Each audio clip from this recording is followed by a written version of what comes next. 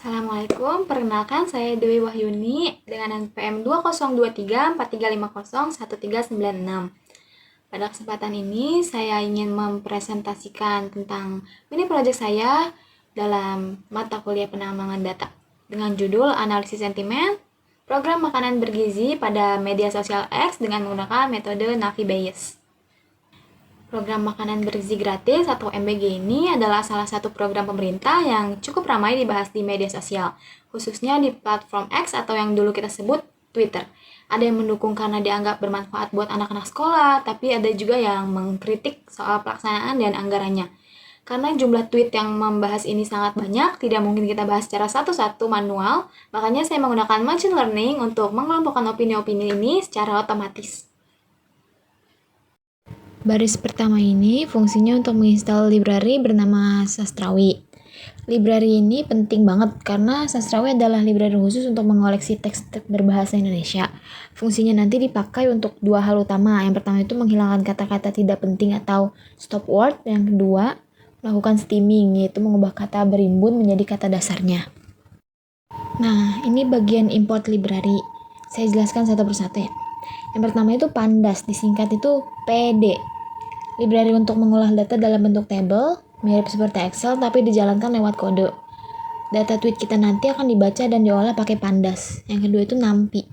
Library untuk perhitungan angka dan matematika. Biasanya jadi pendukung di belakang layar untuk Pandas dan library lain. Yang ketiga ada Re. Singkatan dari regular expression, dipakai untuk mencari dan menghapus pola teks tertentu. Misalnya menghapus link, mention, atau angka dari tweet. Yang keempat ada string, yaitu modul bawaan Python yang berisi kumpulan karakter, termasuk tanda baca, yang nantinya kita pakai untuk membersihkan tanda baca dari teks. Terus yang kelima ada Matplotlib, Pplot, dan Seaborn. Dua-duanya dipakai untuk membuat grafik atau visualisasi, seperti diagram batang atau confusion matrix nanti. Selanjutnya itu ada Streamer Factory dan Stop Word Remover Factory dari Sastrawi untuk steaming dan menghapus stop word bahasa Indonesia. Selanjutnya ada TF-IDF Factorizer atau alat untuk mengubah teks menjadi angka karena komputer tidak bisa langsung memahami kata, jadi teks harus diubah dulu menjadi representasi numerik. Selanjutnya ada Train Test Split Cross File Score, dipakai untuk membagi data menjadi data latih dan data uji, serta melakukan validasi model. Selanjutnya multinomial INB atau algoritma utama penelitian saya, yaitu Navi Bayes, serta multinomial yang cocok dipakai untuk klasifikasi teks. Selanjutnya yang terakhir itu confusion matrix, akurasi score, precision score, recall score, F1 score, classification report, alat ukur untuk menilai seberapa bagus performa model kita nanti.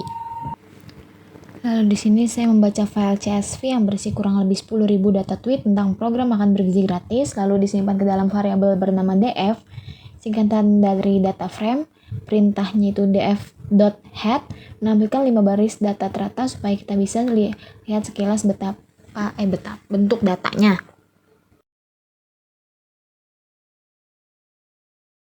Selanjutnya, bagian ini saya pakai untuk mengecek kondisi data atau df.shape menampilkan ukuran data yaitu jumlah baris dan kolom, df.info menampilkan ringkasan tiap kolom termasuk beberapa banyak data yang kosong atau nol. Sedangkan df length value count saya pakai untuk mengecek distribusi bahasa dari tweet dan hasilnya menunjukkan mayoritas tweet memang berbahasa Indonesia dengan kode in.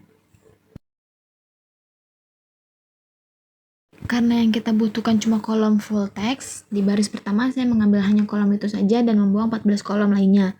Setelah itu, yang pertama not null dipakai untuk membuang baris yang isi teksnya kosong. Selanjutnya drop duplicates dipakai untuk menghapus tweet yang isinya duplikat atau sama persis supaya data kita tidak bias karena ada tweet yang double. Selanjutnya reset index dipakai untuk menyusun ulang nomor indeks dari data 0 lagi biar rapi setelah beberapa baris dihapus. Fungsi cleaning text ini saya buat sendiri untuk membersihkan teks dari hal-hal yang tidak perlu untuk analisis sentimen, yaitu contohnya kayak menghapus link atau URL karena URL tidak mengandung makna sentimen, menghapus mention, menghapus hashtag, menghapus angka, menghapus tanda baca seperti titik, koma, tanda seru, dan lainnya, merapikan spasi berlebih supaya teks jadi rapi. Lalu selanjutnya baris ini disebut proses scaffolding, yaitu mengubah semua huruf menjadi huruf kecil. Ini penting supaya kata gratis yang menggunakan G besar dan gratis yang menggunakan G kecil dianggap sebagai kata yang sama oleh komputer.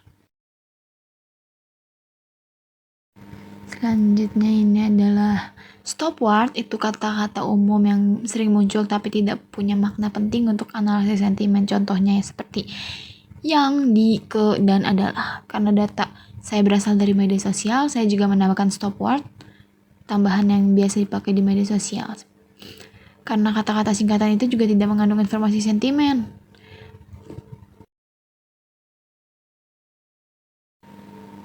Lalu selanjutnya ini adalah stemming, adalah proses mengubah kata berimbuhan menjadi kata dasar.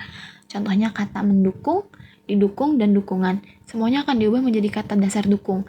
Ini penting supaya sistem gak menganggap kata-kata tersebut itu sebagai kata yang berbeda-beda padahal maknanya sama.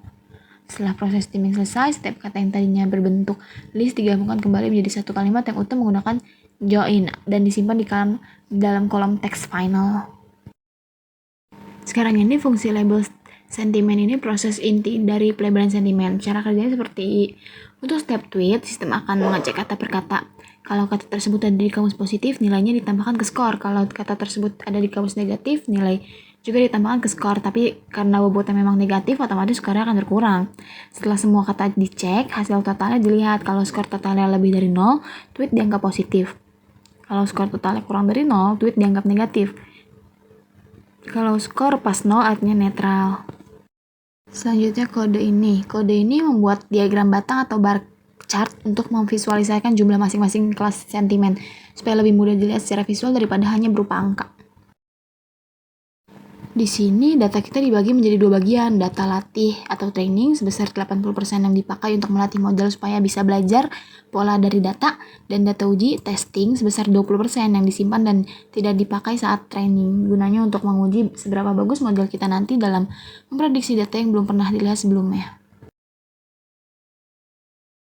Nah, bagian ini memvisualisasikan confusion matrix tadi dalam bentuk heat map.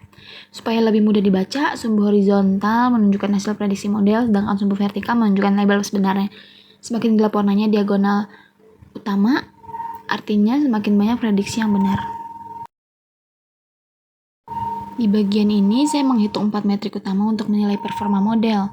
Yang pertama akurasi, yaitu persentase seberapa banyak prediksi model yang benar dari keseluruhan data uji, dan hasilnya di sini 87,65%. Yang kedua ada precision, yaitu seberapa tepat model dalam memprediksi suatu kelas, artinya dari semua yang diprediksi positif misalnya, berapa persen yang benar positif. Dan yang ketiga yaitu seberapa baik model menangkap semua data yang seharusnya masuk kelas tertentu. Dan yang terakhir keempat yaitu F1 score, gabungan atau rata-rata harmonis dari precision dan recall.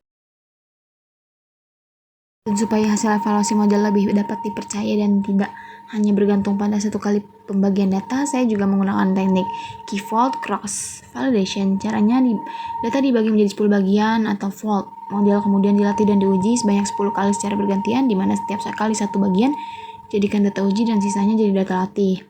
Hasilnya akurasi di setiap fold berada di kisaran 86 sampai 80%.